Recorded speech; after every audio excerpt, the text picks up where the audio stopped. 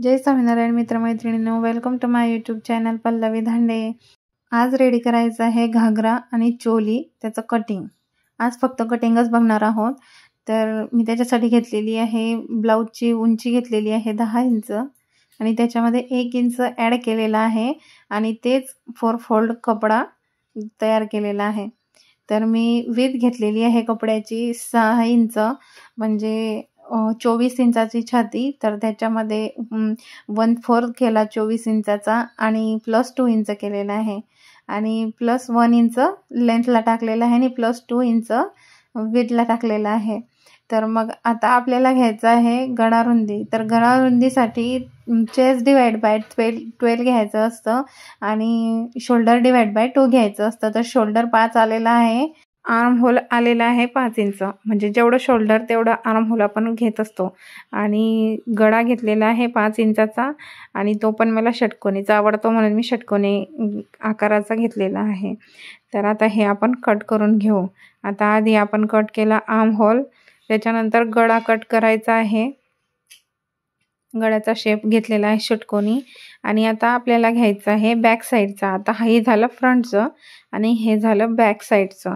तर बॅक साईडचा गळा थोडासा मोठा असतो, तर आपण ते सर्व मॅच करून त्याला गळा 1 इंच जास्तीचा घेऊन घेतलेला आहे।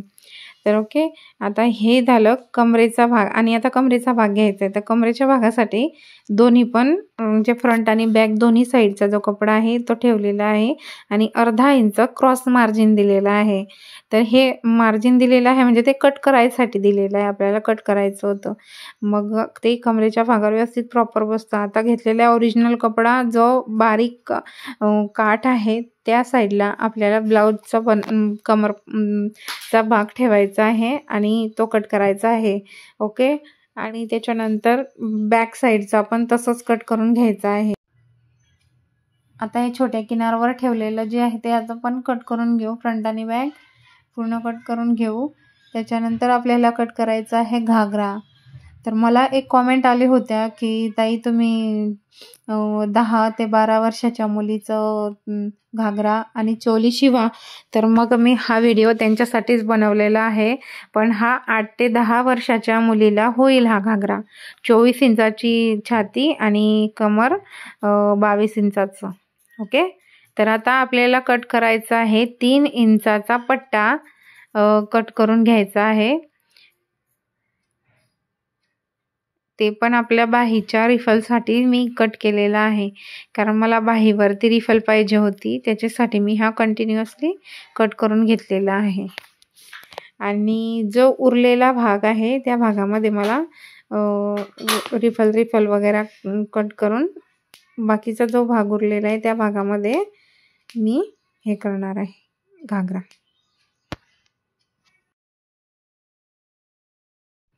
आता ही रिफल अशी आपण तयार करणार आहोत बाहीला आणि खूप छान बाही दिसते रिफलची, मला खूप आवडते। ओके, तर आता आपल्याला हे झालेलं आहे ब्लाउजचं।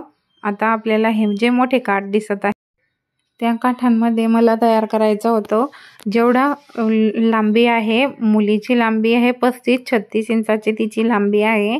तर टोटल लेंथ +1 इंच, कारण खालून वाढायचं नाही आहे, कारण ऑलरेडी काठ येऊन गेलेले आहे आणि फॉल पण लागलेला आहे। आणि वरतून लावायची आहे आपल्याला पट्टी, ती पण 2 ते 2.5 इंचाची पट्टी लावायची असते। तर आपण ते फोल्ड न करता आपण डायरेक्टली जी उंची आहे ती डायरेक्ट उंची टाकून देऊ आपण, त्याच्यामध्ये 1 इंच ॲड करावाच लागतो। तर हे असे पडेल बघा, याच्या जे रिफल्स आहे ते, आणि घागरा खूप घेराचा होईल। ते होती माझ्या नंदेची साडी आणि त्यांनी सांगितलं की मला माझ्या मुलीसाठी शिवून दे। तर हे माझ्या भाचीचं होतं, तर मी ते तयार करत आहे। तर आता आपण घेतलेलं आहे अस्तर शायनिंगचं अस्तर घेतलेलं होतं आणि ते कट करून घेतलेलं आहे सेंटर करून। आणि जेवढी घागऱ्याची उंची आहे त्याच्यात 3-4 इंच कमी जरी घेतलं अस्तर तरी चालतं। आणि मी हे 2 मीटर अस्तर इथं लावलेलं आहे आणि इथं हे कंप्लीट केलेलं आहे। आता याच्या घागऱ्याच्या खाली ते आता आपल्याला लावायचं आहे। तर मी सांगितलं तुम्हाला आधीच की थोडंसं कमी घेतलं तरी चालेल, आणि आता हे आपल्या याच्या रिफल्स पण तयार होतील आणि हा पूर्ण घागरा आपला आता आपण शिवायला रेडी आहे. तर थँक्स फॉर वॉचिंग. जय स्वामीनारायण. थँक्यू.